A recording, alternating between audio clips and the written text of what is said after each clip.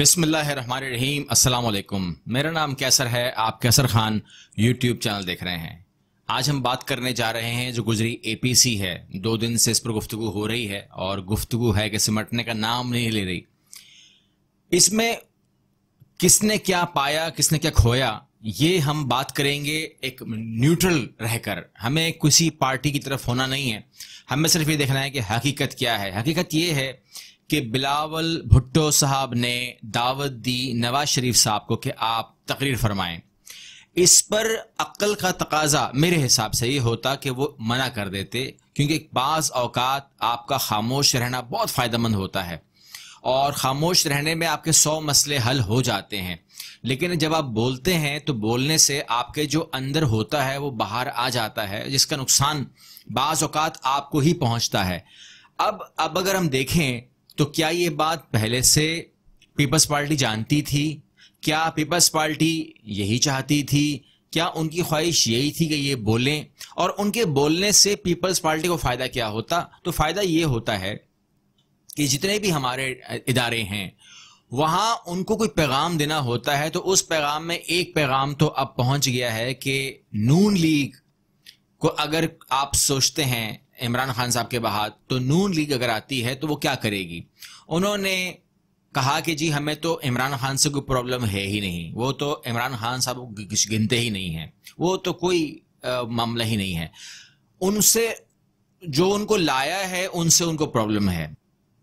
کیونکہ یہ بات بڑی کنفیوز کرتی ہے ہم کو جب وہ کہتے ہیں کہ جب تک یہ معاملہ سیٹل ڈاؤن نہیں ہوگا، جب تک فوج کی مداخلت ختم نہیں ہوگی الیکشن کے رزلٹ سے، تب تک اصل جمہوریت نہیں بحال ہوگی۔ تو بس ایک سوال تو ہم بھی یہاں کر سکتے ہیں،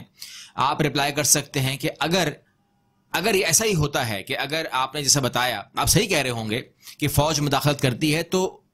3 دفعہ تو آپ بھی وزیر اعظم بن گئے نا، تو 3 دفعہ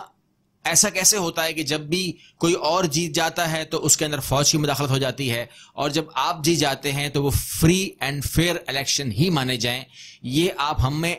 جو سکھاتے ہیں کہ ہم اس کو ایسا مان جائیں؟ ماضی کی تمام باتوں کا جو ملبہ ہے، آپ کہتے ہیں کہ جس کی ساری ذمہ دار اسٹیبلشمنٹ ہے، لیکن جب ہم ماضی میں چلے جاتے ہیں آپ کی کال کے اوپر، تو ہم کو نظر آتا ہے کہ جہاں آپ تقریر کر رہے تھے، جن کی دعوت پہ آپ تقریر کر رہے تھے، ان کے والد حضور آصف علی زرداری صاحب اور ان کی ہمشیرہ جو کیس سسٹم بھگت رہی ہیں، جو چکر لگا رہی ہیں وہ عدالتوں کا، وہ تو آپ کے ہی بنائے ہوئے کیس ہیں، وہ اسٹیبلشمنٹ کے کیسز نہیں ہیں۔ پھر ایک چیز جو ہمیں شک پہ ڈالتی ہے، جو ہم آپ سے سوال کرنا چاہتے ہیں، وہ یہ کہ 2013 کے الیکشن جب ہوئے اور وہ اگر فری اینڈ فیئر تھے، تو فری اینڈ فیئر کے اندر پتہ نہیں ہوتا کہ کون جیتنے والا ہے، کون جیتنے والا نہیں ہے، پہلے سے اناؤنسمنٹ نہیں ہوتی ہے۔ لیکن 2013 کے الیکشن میں رات کو 11 بجے جس ٹائم آپ نے وکٹری سپیچ کی تھی لابی میں کھڑے ہو کے جناب شہباز شریف کے ساتھ، تو آپ نے کہا کہ مجھے آپ نے اور بھاری اکثریت جتوانا ہے، بہرحال ہم جیت چکے ہیں، اب کتنا بھاری جیتتے ہیں یہ ہمیں پتہ نہیں ہے، مطلب جیتنے کا آپ کو علم ہو گیا تھا، جبکہ اس وقت 80% حلقوں میں گنتی جاری تھی۔ اس وقت آصف علی زرداری صاحب موجود ہیں پاکستان میں، بلاول بھٹو موجود ہیں پاکستان میں، شہباز شریف صاحب موجود ہیں پاکستان میں، عمران خان صاحب موجود ہیں، نواز شریف صاحب اس وقت ملک میں موجود نہیں ہیں، اور ان کے بارے میں اب جو لوگ اس تقریر کے بعد جو اپنے خیال اظہار کر رہے ہیں،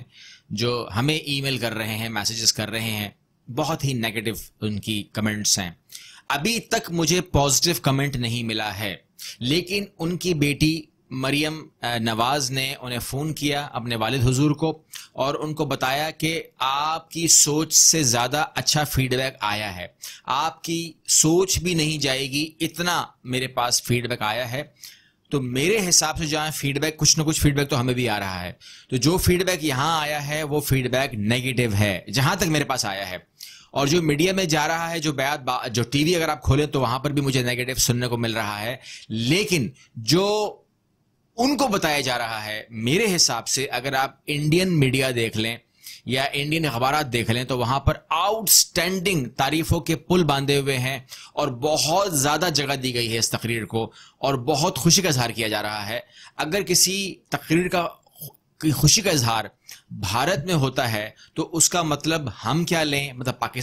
پاکستانی پوچھ رہا ہوں، ہم کیا لیں اس کا، ہم بھی خوش ہو جائیں؟ جس تقریر پر اگر بھارتی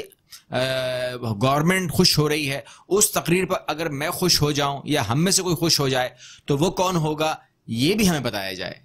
اب جو سٹریمنگ ہو رہی تھی، لائیو سٹریمنگ، اس کا جو ایکسس تھا وہ ٹی وی کے پاس نہیں تھا، مطلب کوئی بھی میڈیا جو ہے وہ لائیو سٹریمنگ کو آرگنائز کرنے کو نہیں کر رہا تھا۔ وہ ساری کی ساری سہولیات جو دی جا رہی تھیں وہ وایا پیپلز پارٹی دی جا رہی تھی، اور اس کے اندر جو سب سے بڑا ہاتھ ہوا ہے وہ ہوا ہے مولانا فضل الرحمان کے ساتھ، کہ ان کی جو تقریر تھی خالی اس کو بالکل ہی اڑا دیا گیا۔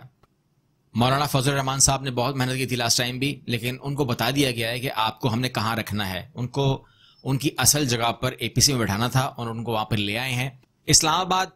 ہائی کورٹ کی طرف سے ناقابل ضمانت جو وارنٹ جاری ہوئے ہیں نواز شریف صاحب کے، اور وہ بھیجے گئے انہیں گھر پہ، ان کو ریسیو نہیں کیا گیا۔ اس کے بعد جو ہماری سفارت خانہ ہے وہاں سے بھیجے گئے، لندن میں کہتے ہیں کہ وہاں پر بھی ریسیو نہیں کیا گیا، اور جو تحریک ہے وہ مانگ رہے ہیں، لیکن ان تمام باتوں کے بعد جو ہے چونکہ وہ وارنٹ جو ہے وہ آگے بڑھ سکتے ہیں، وارنٹ کا رنگ بدل سکتا ہے، تو وہاں پر جو اب نون لیگ